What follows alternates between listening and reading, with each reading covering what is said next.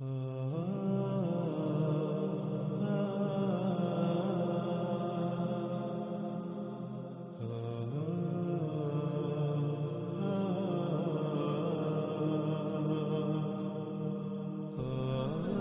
اس قسط میں ہمارا موضوع ہے دجال کے امام۔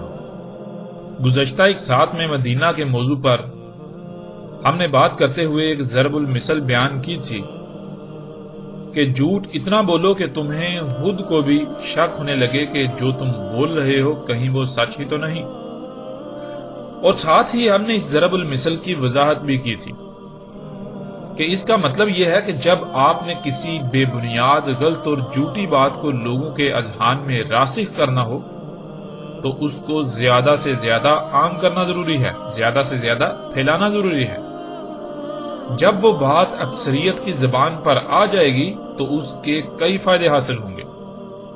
مثلا یہ کہ اکثریت کی زبان پر اس بات کا ہونا بذات خود لوگوں کے لیے دلیل بن جائے گی۔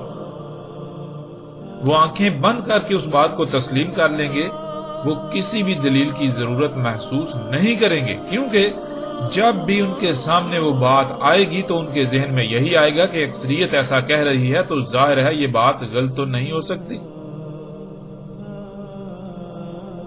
اس لیے لوگ اسے آنکھیں بند کر کے تسلیم کر لیں گے۔ اور دوسرا یہ کہ اگر کسی پر حقیقت منکشف ہو بھی جائے تو وہ حقیقت یعنی سچ کو سامنے لانے کی جرات ہی نہیں کرے گا،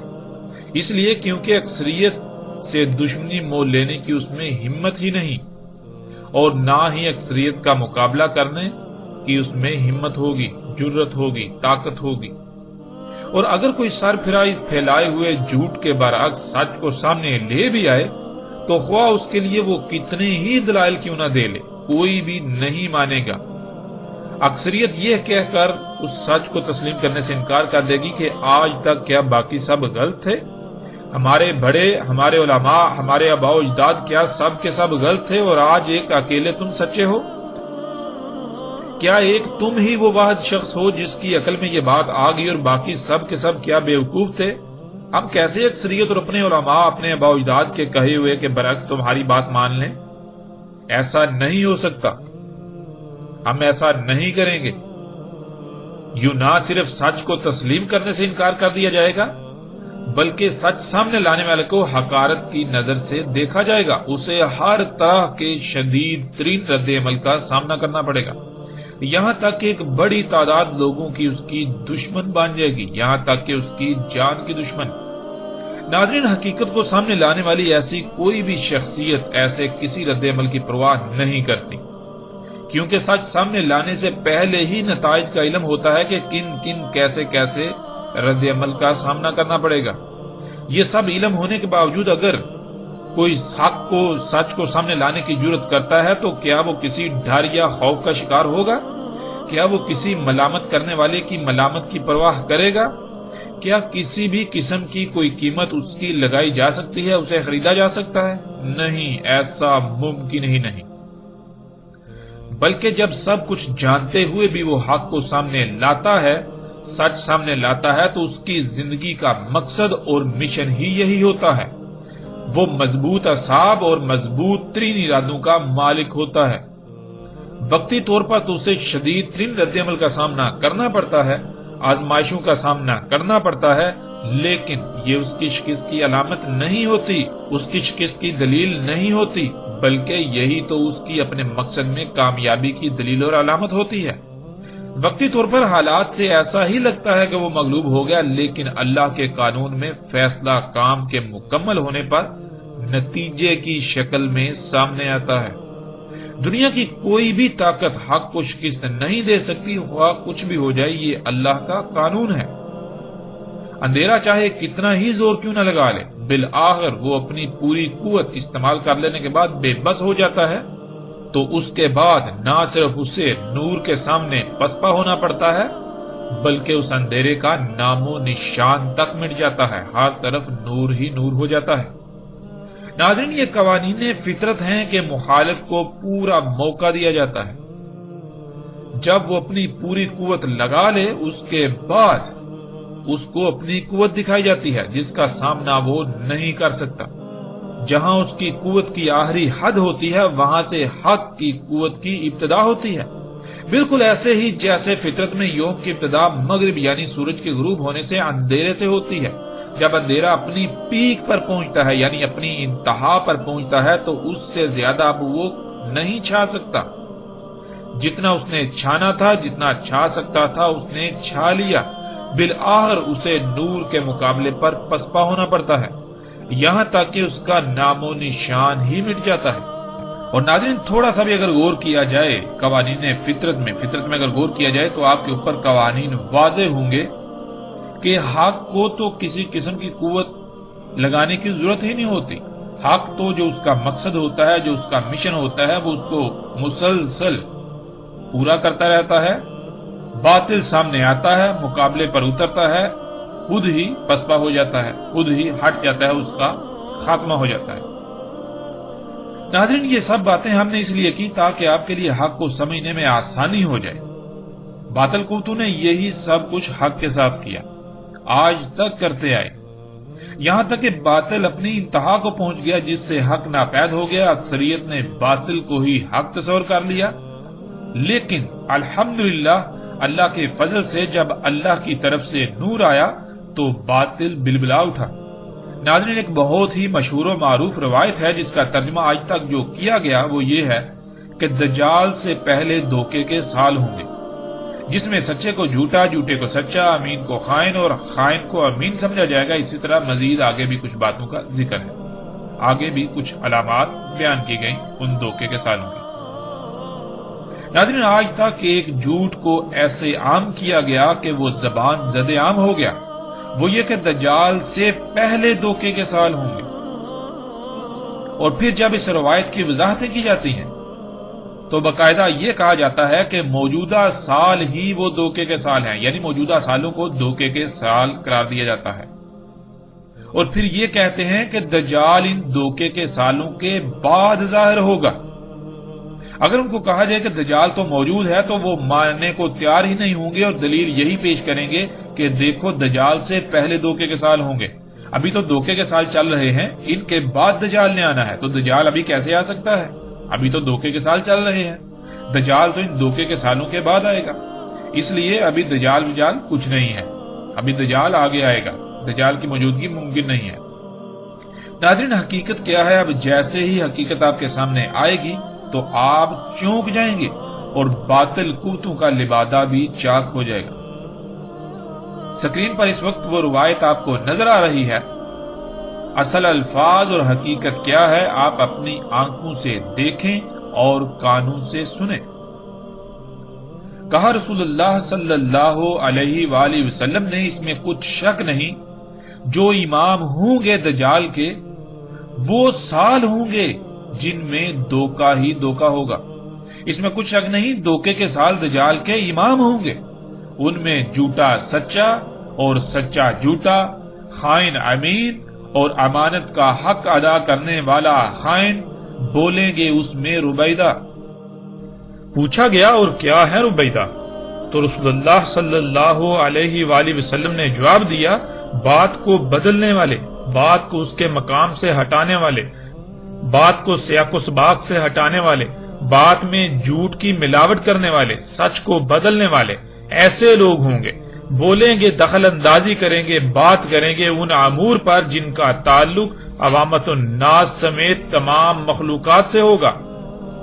یعنی وہ کام جو اگر صحیح انجام دیے جائیں گے تو اس سے فائدہ عام عوام سمیت تمام مخلوقات کو ہوگا، ورنہ ان کو صحیح انجام نہ دیے جانے سے، ان میں لاپرواہی یا کوتاہی کرنے سے عوامت الناس سمیت زمین کی تمام مخلوقات کو نقصانات کا، خرابیوں، تباہیوں کا سامنا کرنا پڑے گا۔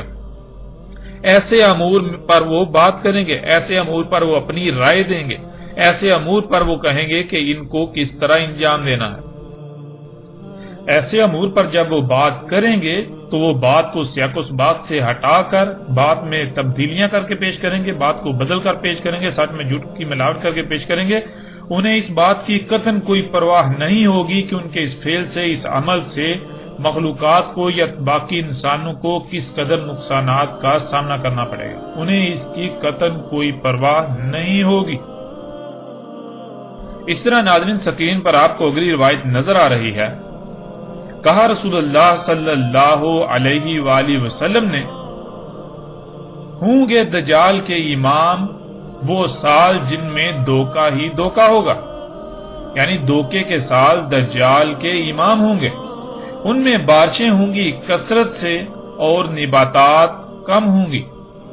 جھوٹا ان میں سچا اور سچا ان میں جھوٹا، امانت کا حق ادا کرنے والا خائن اور امانت میں خیانت کرنے والا امین، اور بولیں گے اس میں ربیدہ۔ پوچھا گیا ہے اللہ کے رسول صلی اللہ علیہ وآلہ وسلم، اور یہ ربیدہ کون ہے؟ رسول اللہ صلی اللہ علیہ وآلہ وسلم نے جواب دیا، ربیدہ وہ ہوگا جس کو ذمہ داری کا احساس نہیں ہوگا، غیر سنجیدہ، بے پرواہ، غیر ذمہ دار، جو بغیر سوچے سمجھے بات کرے گا، خواہ اس کی وجہ سے کتنی ہی تباہی کیوں نہ آ جائے، اسے اس کی کوئی فکر، کوئی پرواہ نہیں ہوگی، اسے اس کا کسی قسم کا احساس نہیں ہوگا۔ وہ لوگ جنہیں اپنی ذمہ داری کا قطعاً کوئی احساس نہیں ہوگا، جو بالکل لاپرواہ، غیر ذمہ دار ہوں گے۔ پھر ناظرین اگلی روایت دیکھیں، اس میں رسول اللہ صلی اللہ علیہ وآلہ وسلم کیا کہتے ہیں؟ نبی صلی اللہ علیہ وآلہ وسلم نے کہا، آئیں گے انسانوں پر، آئیں گے لوگوں پر ایسے سال جن میں دھوکہ ہی دھوکہ ہوگا، یعنی دھوکے کے سال آئیں گے۔ سچ بولنے والا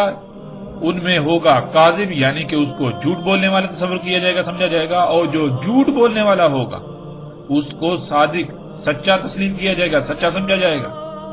اور جو امانت کا حق ادا کرنے والا ہے اسے خائن، اور جو خائن ہوگا، امانت میں خیانت کرنے والا ہوگا، اس کو امین سمجھا جائے گا، وہ امین کہلائے گا، وہ ان میں امین ہوگا۔ اور امور کو کیسے انجام دینا ہے، کیا کرنا ہے، کیسے کرنا ہے، کیوں کرنا ہے، یہ سب کچھ بتائیں گے ان سالوں میں ربیدہ۔ پوچھا گیا ہے اللہ کے رسول صلی اللہ علیہ وآلہ وسلم، اور کیا ہے ربیدہ، یعنی ربیدہ کون ہے، کیا ہے ربیدہ؟ تو رسول اللہ صلی اللہ علیہ وآلہ وسلم نے جواب دیا، بے وقت، لالچی، کمینہ، بے بنیاد، احمق، کم ترین، فضول، بیکار، مضحکہ خیز، نیچ، ذلیل ترین، برا، سستا وغیرہ شخص ہوگا، جو یہ بتائے گا امر العامہ میں کہ یہ امور کیسے انجام دینے ہیں، کیا کرنا ہے، کیسے کرنا ہے، کیوں کرنا ہے، کس میں فائدہ ہے، کس میں نقصان ہے، کیسے کرنا ہے، کیسے نہیں کرنا۔ ایسے لوگ امر العامہ میں مداخلت کریں گے، ان کے بارے میں رہنمائی کریں گے، ان کے بارے میں بتائیں گے یہ کیسے کرنا ہے، کیوں کرنا ہے، ان کے بارے میں وہ کہیں گے کہ ہم تمہیں بتاتے ہیں کہ یہ کیسے ان امور کو انجام دینا ہے۔ ناظرین آپ نے خود روایت کو دیکھ، پڑھ اور سن لیا، اس میں بالکل واضح الفاظ میں لکھا ہے کہ امام ہوں گے دجال کے وہ سال جن میں دھوکہ ہی دھوکہ ہوگا، لیکن آج تک اس کا ترجمہ یہ کیا جاتا رہا کہ دجال سے پہلے دھوکے کے سال ہوں گے، یعنی دجال سے پہلے دھوکے کے سال آئیں گے، ان دھوکے کے سالوں کے بعد دجال کا ظہور ہوگا، اور پھر اس جھوٹ کو اتنا پھیلا دیا گیا کہ کوئی بھی حق کو سمجھنے کے قابل ہی نہ رہا، کوئی بھی اس پہلو کو سمجھنے کے قابل ہی نہ رہا۔ ناظرین اس کا احساس جیسے ہی ابھی ہم آگے بڑھیں گے تب آپ کو ہوگا۔ ناظرین پہلے کے لیے عربی میں لفظ قبل کا استعمال ہوتا ہے، نہ کہ امام، جیسا کہ آپ قرآن کے متعدد مقامات پر دیکھ سکتے ہیں یہ لفظ آیا ہے، قرآن میں متعدد مقامات پر یہ لفظ آیا ہے، اور آپ اسے اپنی آنکھوں سے دیکھ سکتے ہیں۔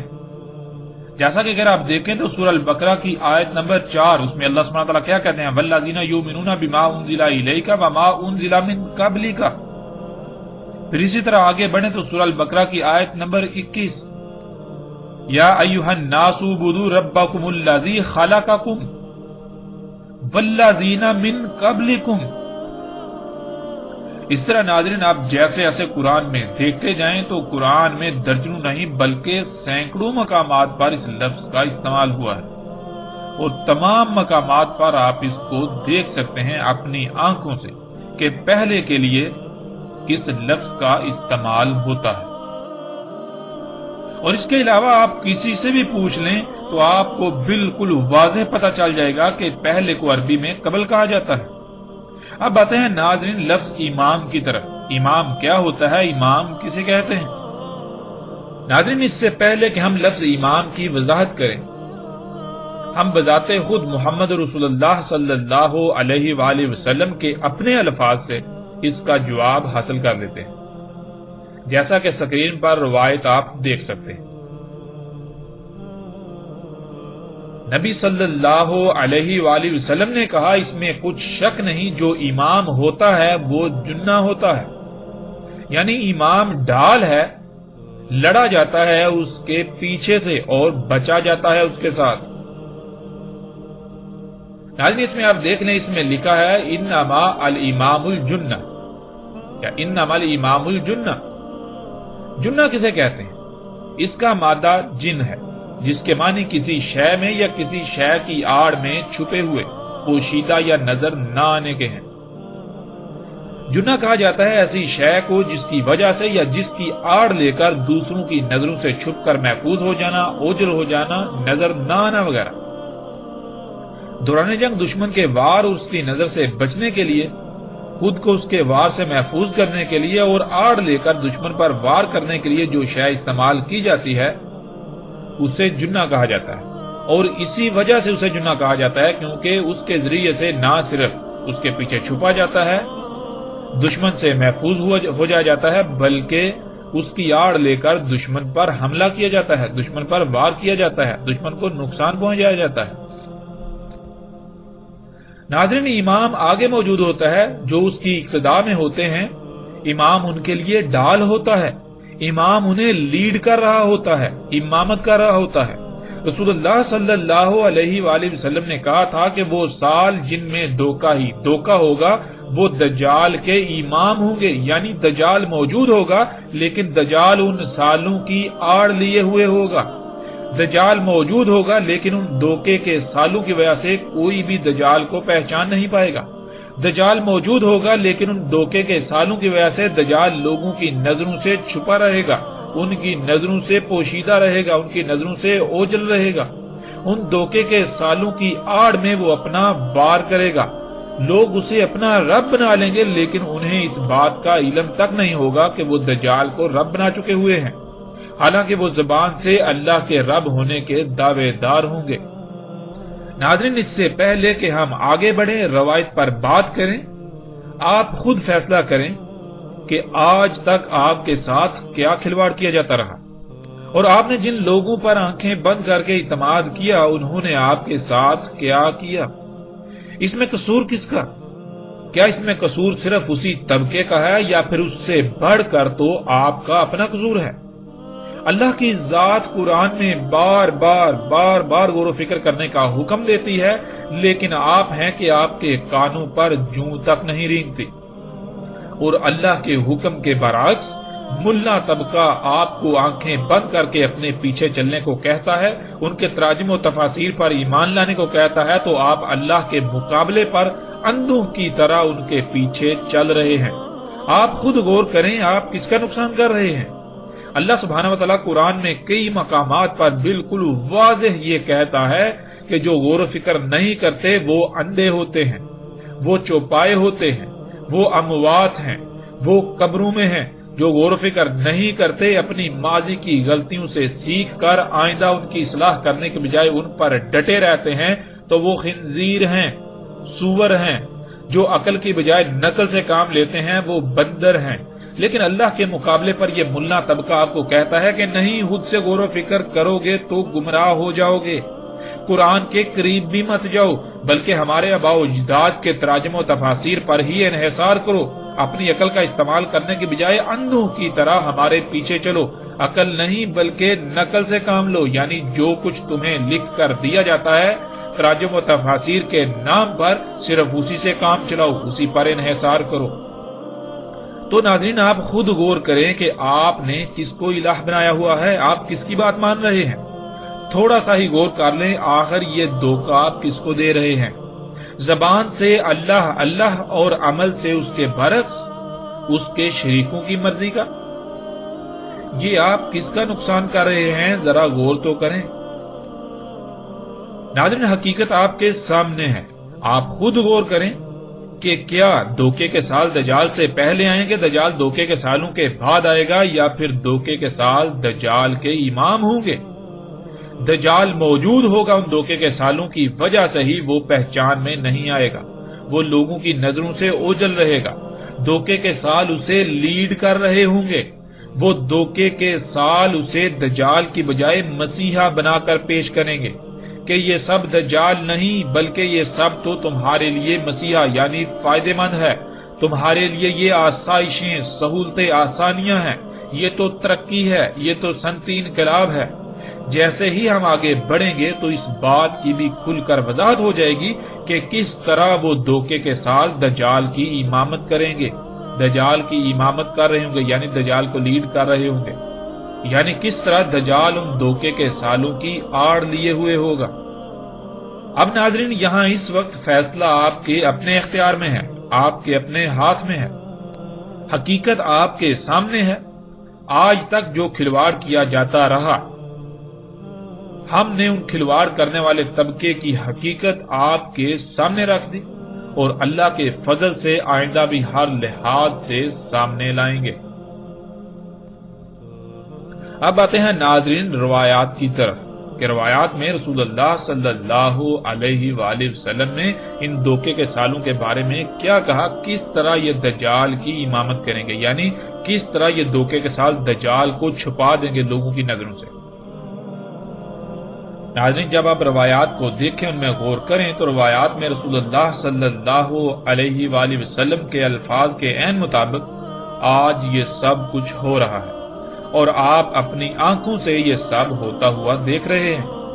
رسول اللہ صلی اللہ علیہ وآلہ وسلم نے کہا تھا، یکذب فیہا صادق، یعنی جو ہوں گے ہی جھوٹ بولنے والے، جو شخص ہوگا ہی جھوٹا، ان سالوں میں اسے سچا سمجھا جائے گا، یعنی یہ سمجھا جائے گا کہ یہ جو بات کرتا ہے یہ سچ کہتا ہے، یہ سچ بولتا ہے۔ اور جو سچ بولنے والے ہوں گے ان کو ان سالوں میں لوگ جھوٹا تصور کریں گے، جھوٹا سمجھیں گے، ان کی بات کو نہیں مانیں گے، ان کی بات کو تسلیم نہیں کریں گے۔ اور جو خیانت کرنے والے ہیں امانت میں، ان کو امین سمجھا جائے گا۔ ناظرین، امانت کسے کہتے ہیں؟ جب آپ قرآن میں جائیں تو قرآن میں بھی بالکل واضح ہے، اور اس کے علاوہ رسول اللہ صلی اللہ علیہ وآلہ وسلم نے کئی مواقع پر امانت کی وضاحت کر دی کہ امانت کسے کہتے ہیں۔ رسول اللہ صلی اللہ علیہ وآلہ وسلم نے بالکل واضح الفاظ میں کہا، اور آپ کو یہ کئی روایات میں بھی ملے گا کہ امانت کہتے ہیں حکومتی معاملات کو، یعنی امانت تو ہے یہ ذمہ داری، زمین کا جو نظام چلانے کی ذمہ داری ہے، یہ ہے امانت، یہ اللہ نے دی، اللہ نے یہ امانت دی ہے، یہ زمین کا نظام چلانا، جہاں جس خطے میں یا جہاں بھی آپ کو اگر اختیار دیا جاتا ہے، مکن دیا جاتا ہے، حکومت دی جاتی ہے، تو آپ آیا کہ اس ذمہ داری کو پورا کرتے ہیں یا نہیں کرتے۔ یہ جو امور ہوتے ہیں، یہ جو نظام چلانا ہوتا ہے، اس میں جس حد تک بھی آپ کو ذمہ داری ملتی ہے، تو جو لوگ اس ذمہ داری میں خیانت کرنے والے ہوں گے، جو اس ذمہ داری کے اہل نہیں ہوں گے، جو جھوٹے ہوں گے، مکار ہوں گے، دھوکے باز ہوں گے، جو اس ذمہ داری کو پورا کرنے کے بجائے اپنے مفادات کو سامنے رکھیں گے، اپنے مفادات پورے کریں گے، جو رشوت لیں گے، جو کرپشن کریں گے، جو لوگوں کو نقصان پہنچائیں گے، ان کو امین سمجھا جائے گا، یعنی حکومتی معاملات ان کے اختیار میں دیے جائیں گے، حکومتی معاملات انہیں سونپے جائیں گے، نظام ان کے ہاتھ میں دیا جائے گا، ان کو حکمران بنایا جائے گا۔ اور پھر جو اس کے اہل ہوں گے، جو اس امانت کا حق ادا کرنے والے ہوں گے، ان کو خائن سمجھا جائے گا، یعنی ان کو یہ سمجھا جائے گا کہ اگر ان کے ہاتھ میں حکومت آ جائے، ان کے ہاتھ میں اختیار آ جائے، ان کے ہاتھ میں امر العامہ آ جائے، تو یہ ہمیں نقصان سے دوچار کریں گے، یہ اس نظام کو نہیں چلا سکتے، یہ اس ذمہ داری کے اہل نہیں ہیں، ہمیں فائدے نہیں ہوں گے، ہمیں نقصانات کا سامنا کرنا پڑے گا، یہ معاملہ ہو۔ پھر رسول اللہ صلی اللہ علیہ وآلہ وسلم نے کہا کہ اس میں کلام کریں گے، یعنی ان سالوں میں کلام کریں گے رویدہ۔ اور جب پوچھا گیا رسول اللہ صلی اللہ علیہ وآلہ وسلم سے کہ یا رسول اللہ صلی اللہ علیہ وآلہ وسلم یہ رویدہ کون ہے، تو ایک مقام پر رسول اللہ صلی اللہ علیہ وآلہ وسلم نے ان کے بارے میں کہا کہ وہ لوگ ہوں گے جو بات کو بدل دیں گے، بات کو اپنے مقام سے بدل دیں گے، اس میں ملاوٹ کریں گے، سچ میں جھوٹ کی ملاوٹ کریں گے۔ ایسے لوگ جو ہیں وہ امر العامہ میں کلام کریں گے، اپنی رائے دیں گے، یعنی کہ وہ معاملات، وہ امور، وہ کام جن کا تعلق عام عوام سے ہے، سب لوگوں سے ہے، ان معاملات میں وہ جب رائے دیں گے، جو بات کریں گے تو بات کو بدل کر کریں گے، سچ میں جھوٹ کی ملاوٹ کر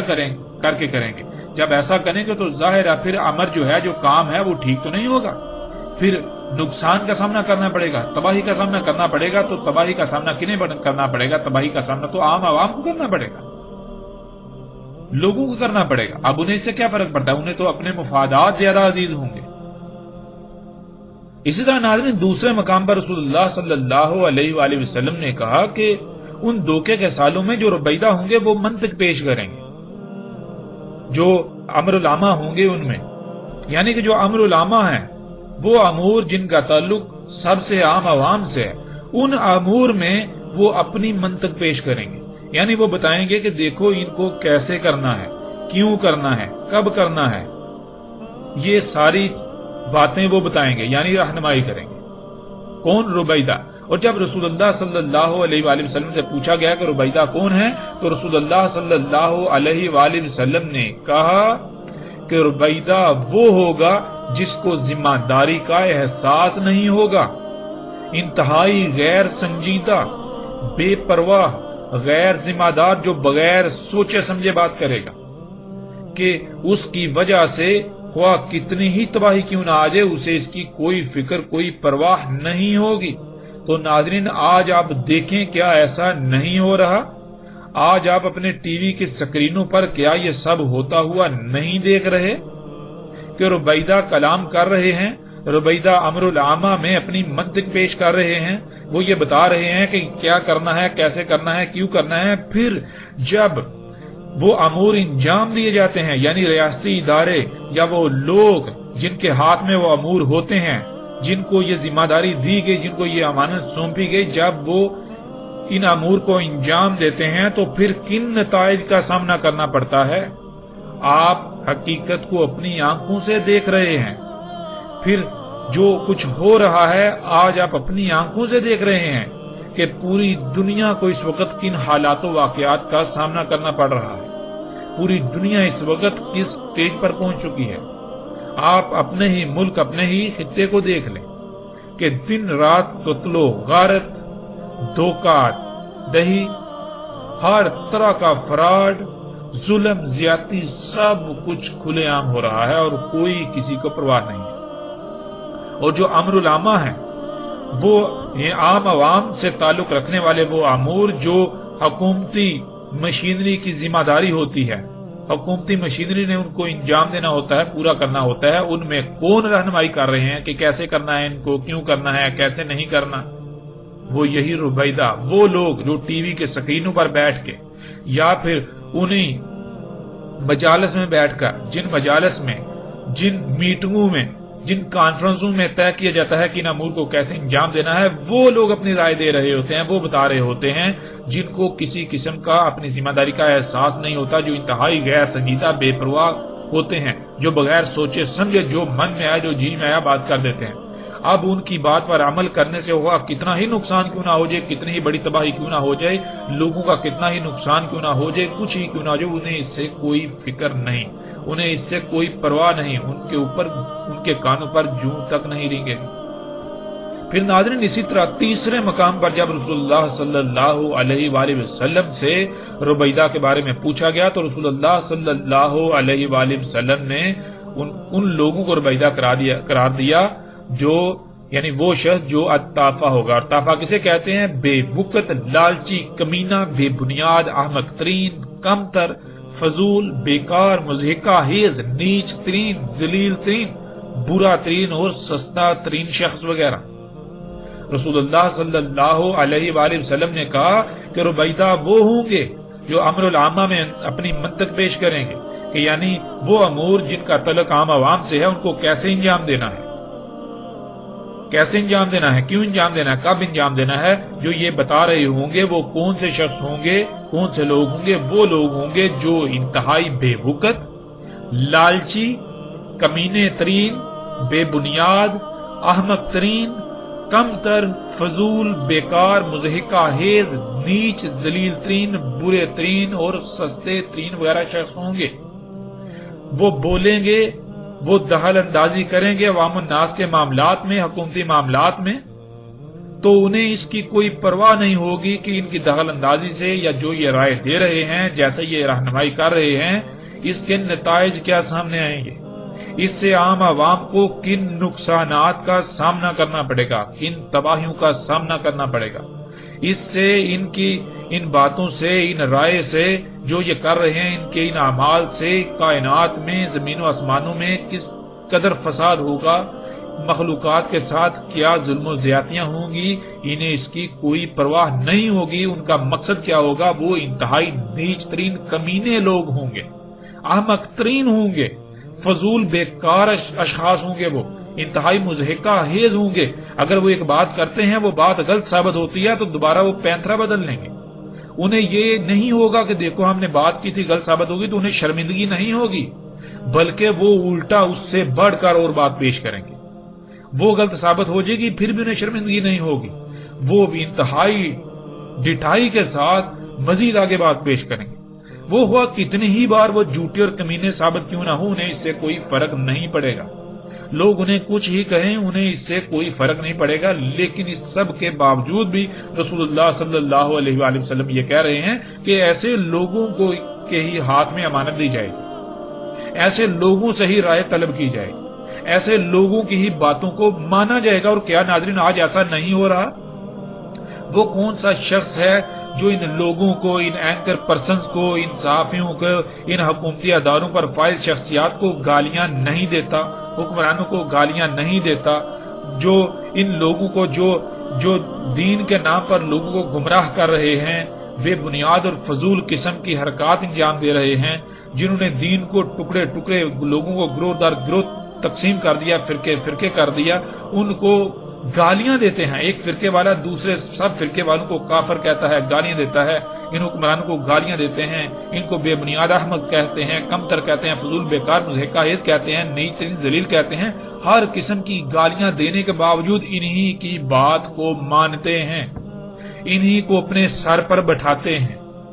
ادھر سے ان کو گالیاں دے رہے ہیں، ادھر سے جب کوئی دوسرا جب سچ سامنے آتا ہے تو اس کے مقابلے پر انہی لوگوں کی بات کو بطور دلیل استعمال کر رہے ہوتے ہیں، بطور دلیل پیش کر رہے ہوتے ہیں۔ تو ناظرین، رسول اللہ صلی اللہ علیہ وآلہ وسلم کا کیا ایک ایک لفظ سچا ثابت نہیں ہوتا؟ ناظرین، رسول اللہ صلی اللہ علیہ وآلہ وسلم نے جو کہا،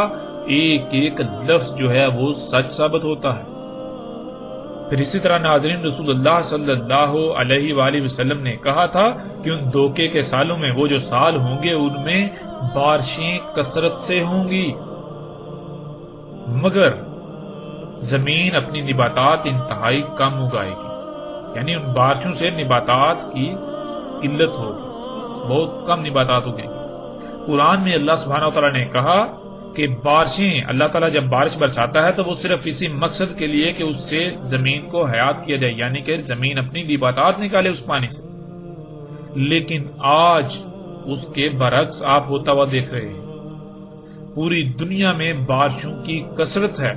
اور ان بارشوں سے نباتات نہیں نکلتی، بلکہ الٹا طرح طرح کے نقصانات کا سامنا کرنا پڑتا ہے لوگوں کو۔ سیلاب آ رہے ہیں، طوفان آ رہے ہیں، آندھیاں آ رہی ہیں۔ بارشیں تب ہو رہی ہیں جب فصل تیار ہوتی ہے اور وہ بارشیں فصل کو تباہ کر دیتی ہیں۔ ایسا کیوں ہوا ناظرین؟ ذرا غور تو کریں۔ پیچھے تفصیل کے ساتھ ذکر ہو چکا کہ جب انسان نے اللہ کے معاملات میں دخل اندازی کی، فطرت میں چھیڑ چھاڑ کی، فطرت میں تبدیلی کی، اللہ کی خلق میں تبدیلی کی، تو ظاہر ہے پھر اللہ کی خلق کے لیے تبدیلی تو ہے ہی نہیں، اللہ کی خلق تو تبدیلی کی متحمل ہے ہی نہیں، پھر نظام بگڑے گا، اس میں خرابیاں آئیں گی، تباہیاں آئیں گی۔ تو کیا یہ سب کچھ پھر نہیں ہوگا؟ اور کیا یہ آج سب کچھ آپ اپنی آنکھوں سے ہوتا ہوا نہیں دیکھ رہے؟ انسانوں کے اعمال سے ہونے والے فساد کے نتیجے میں آج بادلوں کا موسموں کا نظام درہم برہم ہو چکا، بے وقت بارشیں ہو رہی ہیں،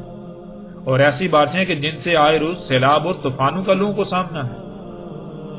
ناظرین، حقیقت ہر لحاظ سے آپ کے سامنے ہے۔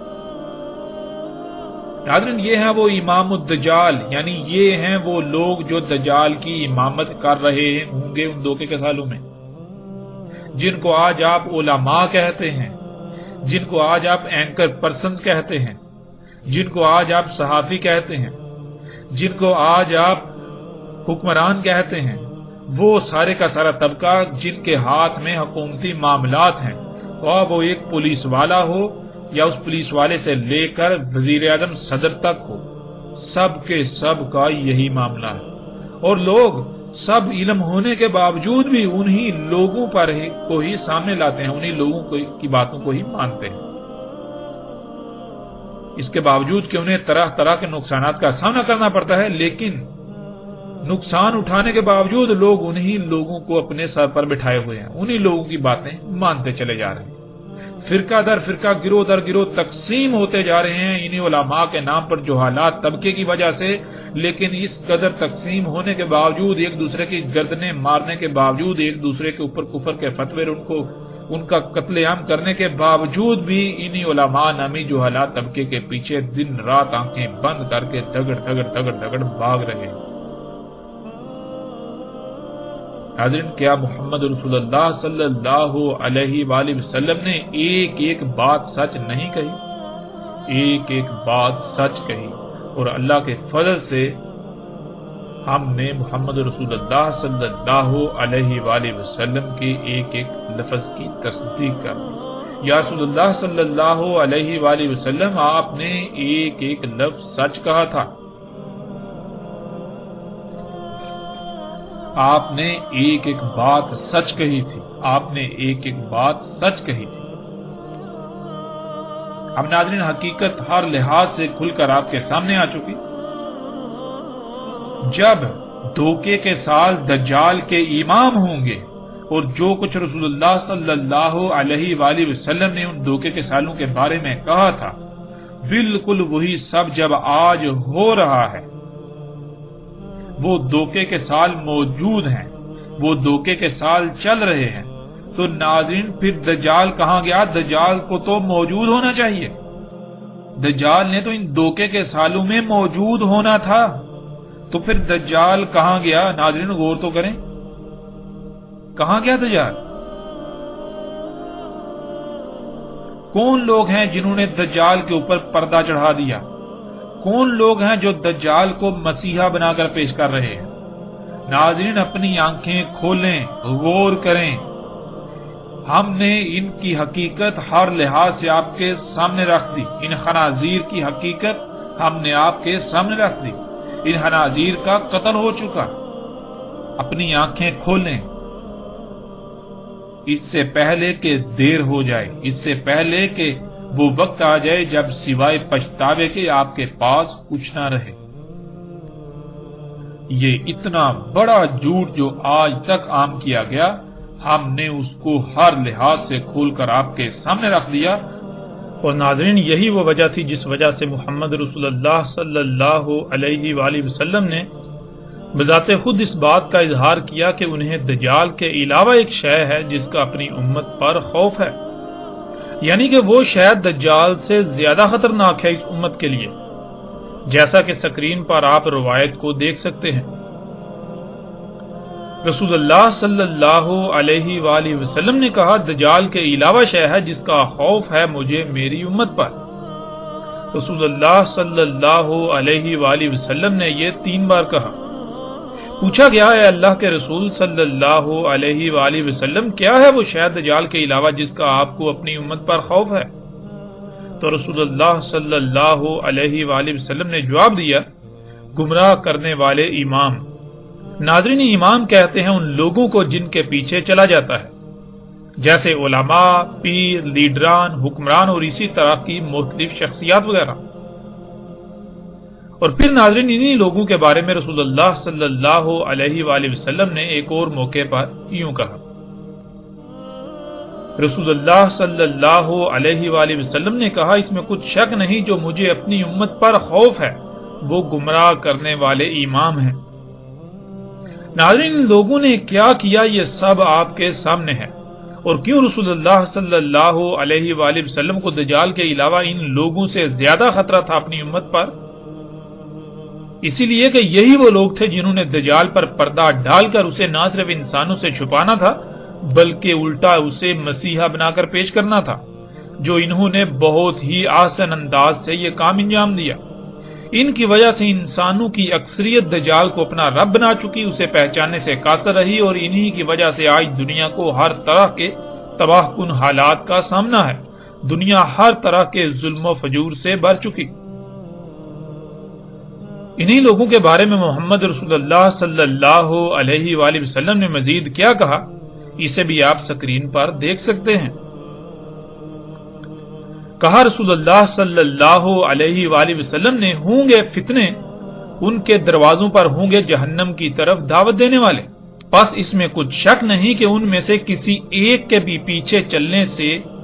تمہارے لیے بہتر ہے کہ تمہیں موت آ جائے، اس حال میں کہ تم درخت کی جڑ چبانے والے ہو، یعنی کسی بھی صورت میں ان میں سے کسی کے بھی پیچھے مت چلنا۔ رسول اللہ صلی اللہ علیہ وآلہ وسلم نے ان علماء کے نام پر جہنم کی طرف دعوت دینے والوں سمیت جتنے بھی ایسے لوگ ہیں جو لیڈران کے طور پر جانے جاتے ہیں، جو لوگوں کی رہنمائی کے دعوے دار ہیں، ان میں سے کسی کے بھی پیچھے چلنے سے بہت ہی سختی کے ساتھ منع کیا تھا، لیکن آج نتیجہ اس کے بالکل برعکس نظر آتا ہے۔ حقیقت کیا ہے اس پر بات کرنے کی ضرورت ہی نہیں۔ لوگ اپنے اماموں یعنی علماء و لیڈران کے نام پر ان لوگوں کو الہ بنائے ہوئے ہیں۔ اگر ان کے علماء و لیڈران کے خلاف کوئی بات کی جائے، ان کے اماموں کے خلاف کوئی بات کی جائے تو وہ ان کے خلاف ایک حرف تک بھی سننے کو تیار نہیں۔ اس کے باوجود کہ رسول اللہ صلی اللہ علیہ وآلہ وسلم نے ان لوگوں سے بالکل کھول کھول کر متنبہ کر دیا تھا۔ حق ہر لحاظ سے، ہر پہلو سے کھل کر سامنے آ چکا، اور اللہ کے فضل سے آئندہ بھی ہم اسے ہر پہلو سے سامنے لا کر رہیں گے۔ اور ناظرین، یہی وہ وجہ ہے جو یہ ہم حق کے سامنے لا رہے ہیں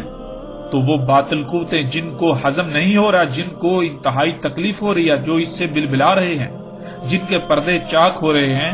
وہ اس وقت ہمارے خلاف حرکت میں آ چکے ہوئے ہیں۔ وہ اندر ہی اندر وہ ہمارے خلاف بھرپور کوششیں کر رہے ہیں، وہ ہم پر طرح طرح کے الزامات لگا رہے ہیں، ہمارے بارے میں طرح طرح کی بے بنیاد باتیں پھیلا رہے ہیں، صرف اور صرف اس وجہ سے کہ نبا سیمن کو، جو لوگ نبا سیمن کے پیچھے ہیں، ان کے خلاف ایسی سازشیں کی جائیں، ایسا پراپیگنڈا کیا جائے کہ لوگوں کی نظروں میں یہ بالکل گر جائیں، لوگ ان کی بات سننے کے قریب بھی نہ جائیں، لوگ ان کے قریب بھی نہ جائیں۔ جب لوگ ان سے نفرت کریں گے، ان کی بات نہیں سنیں گے، تو تب ہم محفوظ رہیں گے، یعنی کہ ان لوگوں کا کچا چٹھا نہیں کھلے گا۔ لیکن ان کو یہ نہیں علم کہ سورج جب طلوع ہوتا ہے یا غروب ہوتا ہے تو سورج نہ طلوع ہو رہا ہے نہ غروب ہو رہا ہے۔ وہ لوگ ہیں جو کہہ رہے ہیں سورج طلوع ہو رہا ہے، سورج غروب ہو رہا ہے۔ سورج تو نہ بجھتا ہے، نہ ہی رکتا ہے، نہ ہی وہ آگے بڑھتا ہے، بلکہ سورج تو اپنے مقام پر قائم ہے اور اپنی ذمہ داری کو آسان طریقے سے انجام دے رہا ہے۔ زمین پر اگر اس کی روشنی کم آتی ہے، زمین پر اگر وہ بالکل غائب ہو جاتا ہے، زمین پر اگر وہ ٹھنڈا نظر آ رہا ہوتا ہے، ٹھنڈا محسوس ہو رہا ہوتا ہے